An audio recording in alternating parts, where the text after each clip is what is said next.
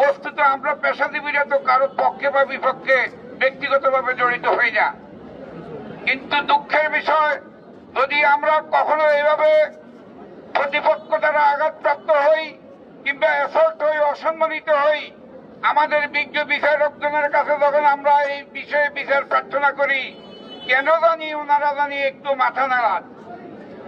অনেক ক্ষেত্রে দেখা যায় আইনজীবী হওয়া যেন আমাদের একটা অপরাধ হয়ে গেছে।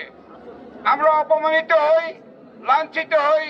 বিচার প্রার্থনা করলে একটা সাধারণ লোক যেটুকু বিচার পায়, অনেক ক্ষেত্রে আমাদেরকে সেইটুকু দেওয়া হয় না।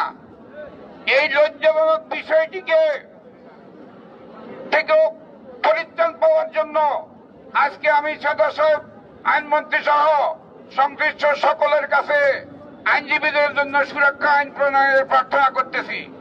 যেমনি ভাবে সাক্ষীদের জন্য আছে এবং সমাজের অন্যান্য শ্রেণীজনী, পুলিশ, সেনাবাহিনী, মিডিয়া তাদের আছে, তেমনি আইনজীবীদেরও সুরক্ষা করার একটা বিধিবিধান প্রচলিত হওয়া উচিত।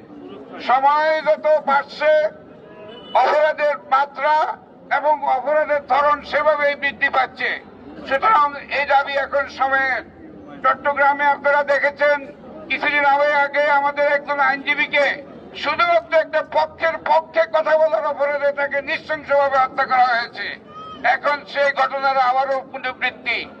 আশা করি বাগেরহাটেও এখন আবার সেই একই ঘটনার পুনরাবৃত্তি।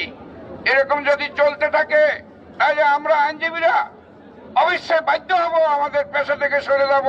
সেই ক্ষেত্রে বিচার ব্যবস্থা সহ অন্যান্য কিছু ভেঙে পড়তে বাধ্য।